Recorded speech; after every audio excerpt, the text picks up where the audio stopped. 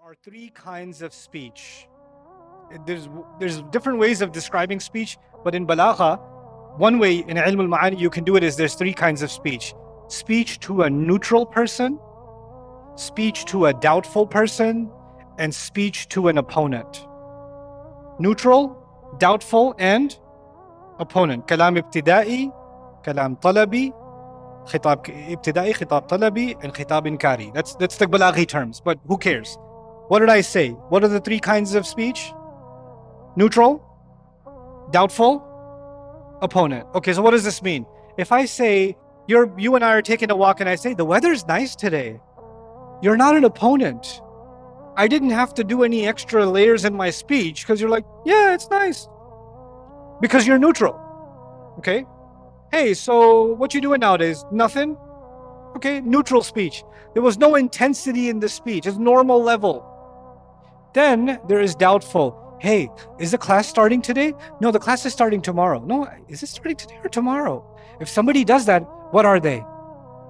Doubtful. And when they're doubtful, you got to add a little something to get rid of their doubt. So you say, no, it's definitely starting today. I added what word?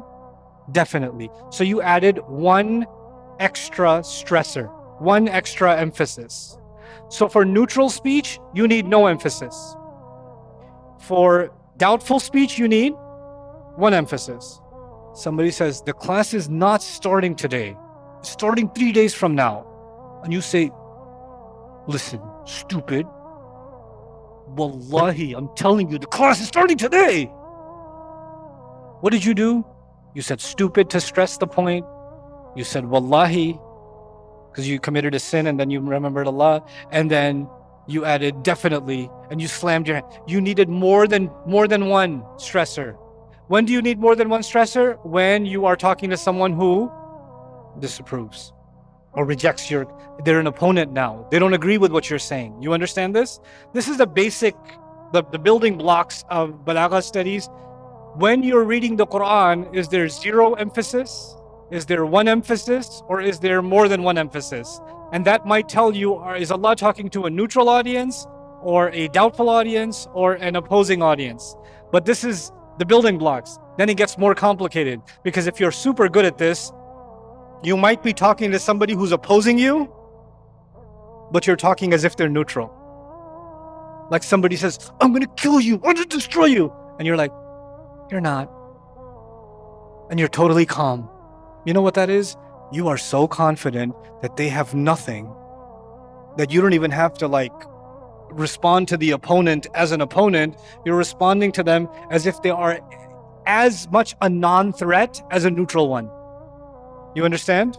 So you could mix and match sometimes for special reasons. But this basic dichotomy of neutral, doubtful, and opponent is very helpful. And it's a big part of the study of the Quran, because through it, we get a lot of meaning of how is Allah communicating.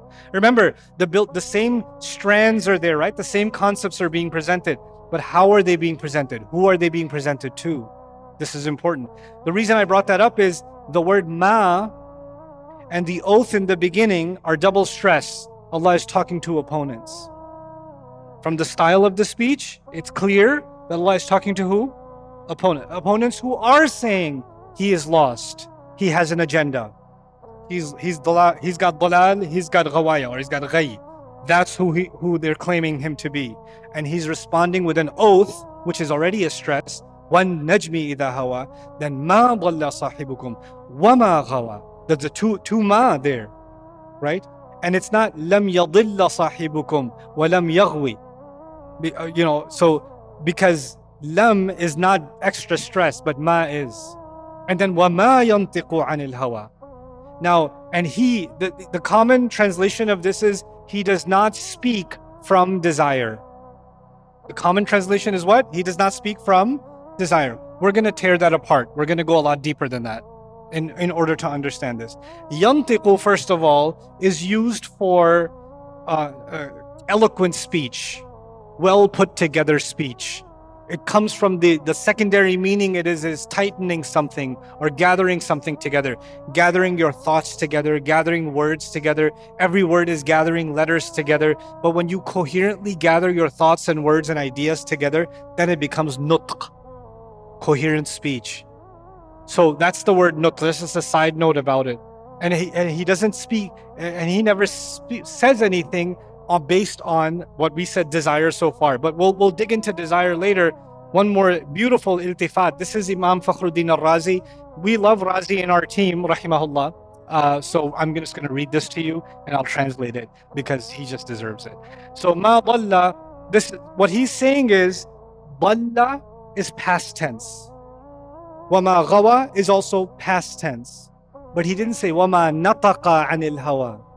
He says wama yantiqu anil hawa. For those of you who know even a little bit of Arabic, that's mudari', isn't it? So ماضي ثم المضارع. فالالتفات بين الماضي من الماضي إلى المضارع. He switched from the past tense to the present. Why did he do it? وصيغة المستقبل في قوله وما ينطق في غاية الحسن. He says, and using the future tense and the present future tense all of a sudden is extremely beautiful here. أي ما ضل حين اعتزلكم وما تعبدون في صغره. And because he's saying he wasn't even lost when he was a kid. He wasn't even lost when he was small and you were worshiping all those idols. He's never been lost. His entire life has never been, not even after becoming a prophet, he's never actually been misguided. And he's never been on the wrong path. ما ضل صاحبكم وما غوى حين اختلى بنفسه ورأى منامه ما رأى. And so at this time, and the time that he saw the angel and the revelation came, even then he wasn't lost.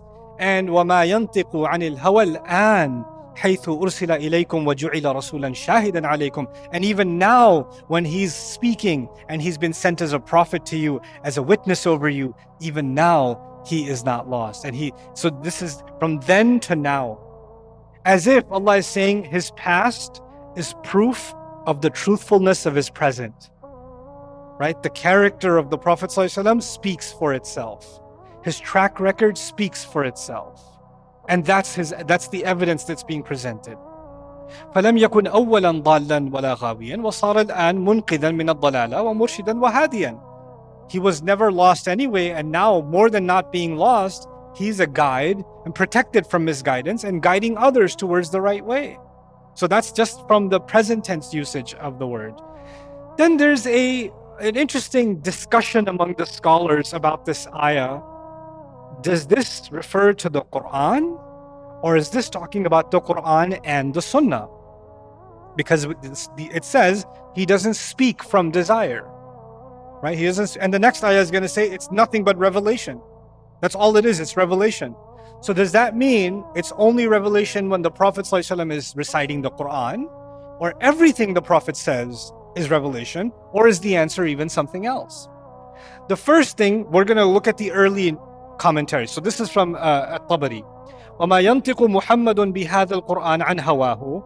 He's saying, and the ayah is saying that Muhammad does not speak this Quran from his own feelings.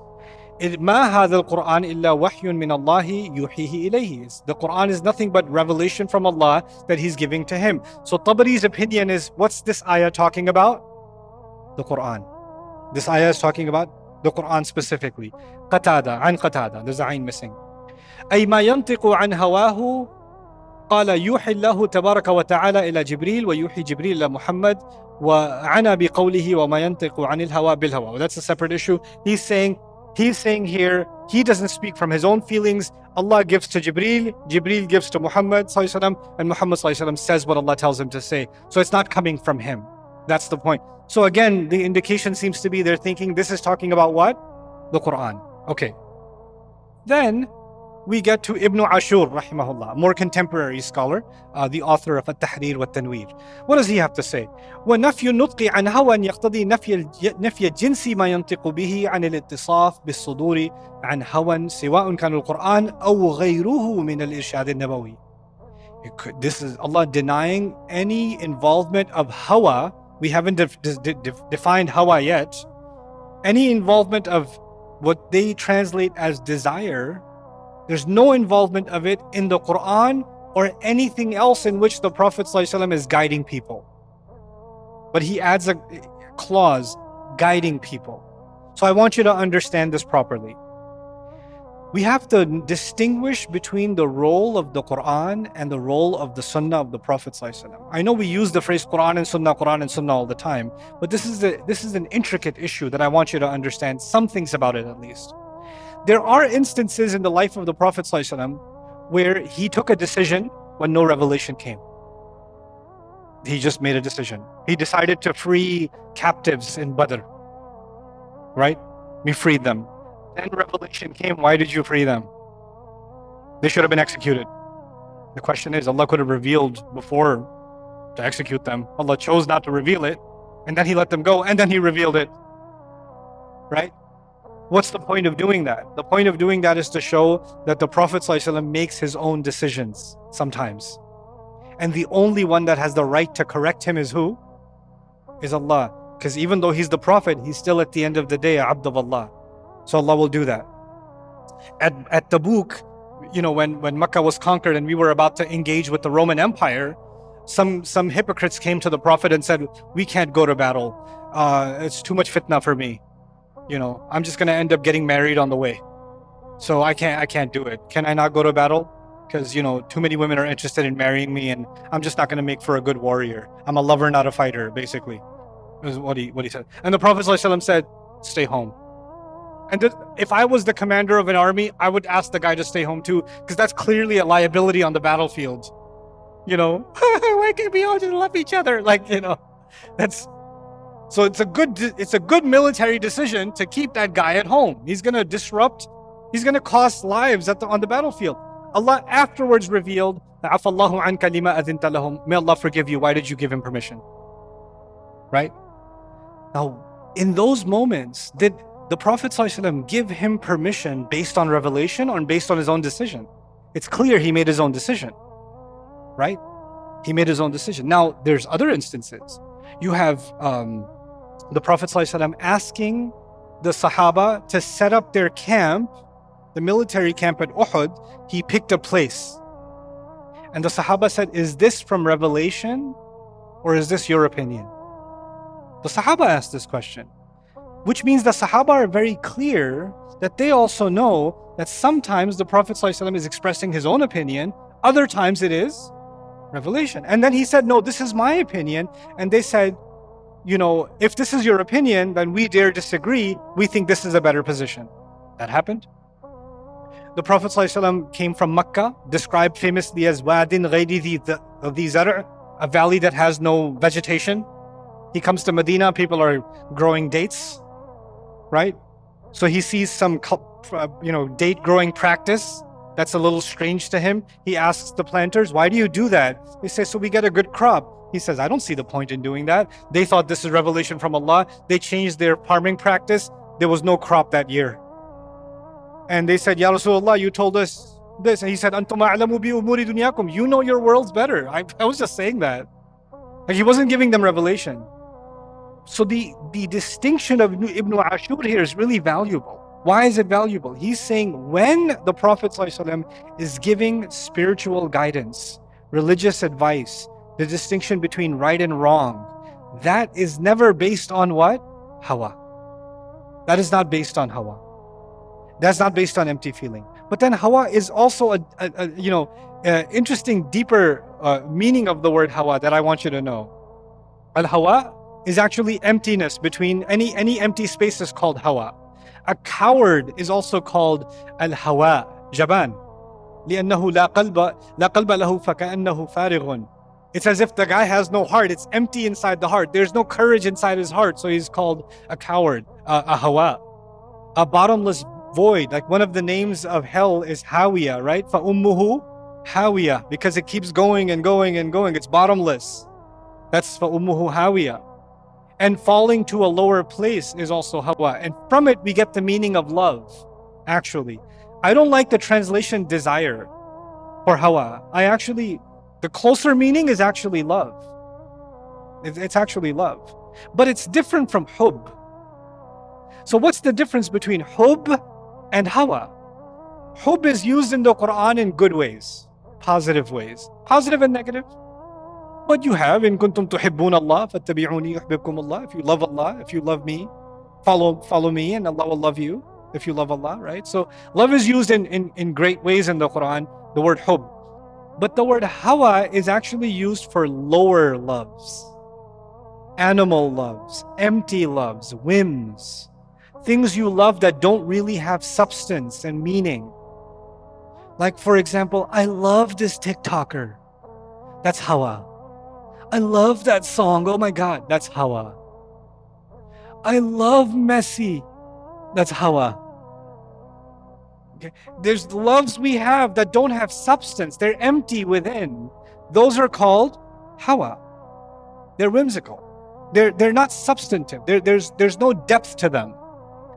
The Prophet is being, what is being said about the Prophet ﷺ is he doesn't let temporary feelings, moods, appetites, he doesn't ever make a decision based on them. He doesn't do this at all. And he's not doing this right now. Ma yantiqu in ma'ani and nahu could also mean as we speak right now, this is not his feelings talking. Because the previous ayah was what? Your sahib is not lost. He's not corrupted. No, this is not him defending himself. This is not him, oh, he feels bad that you call him these things, so he's defending himself. This is not coming from him. This is coming from who? It's coming from Allah. وَمَا يَنْتِقُ عَنِ الْهَوَىٰ. Because if somebody insults you and you decide to defend yourself, that doesn't come from someone else, that comes from you. But now Allah is saying, no, even that is not coming from him. He's not defending himself. I'm defending him.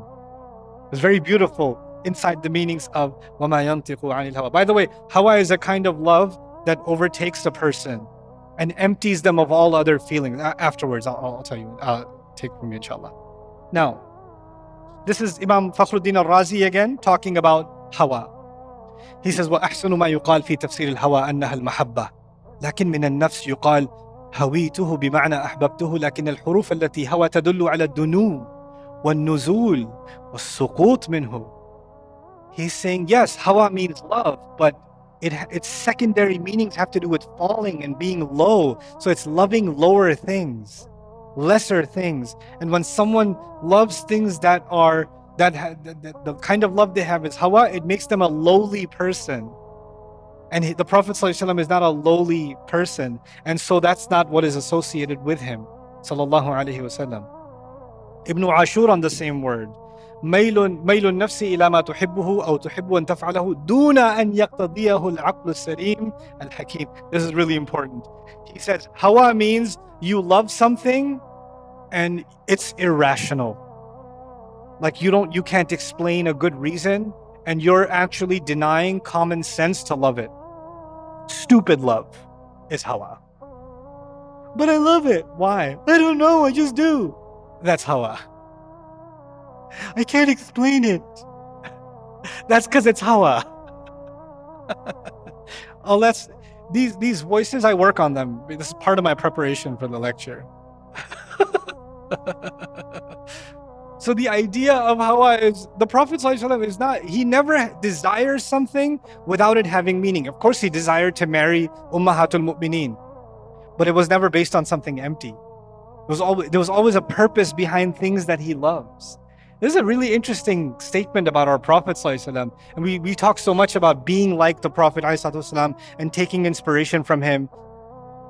Maybe we should take inspiration on curbing hawa and I need to check in myself. How many hawa departments have I opened inside my heart? Like things that I'm loving and I'm obsessed with that have really no substance. And I have no logical explanation except I like it. That's it. And in fact, it's even harmful. It's even harmful. And that's the question you and I have to ask ourselves.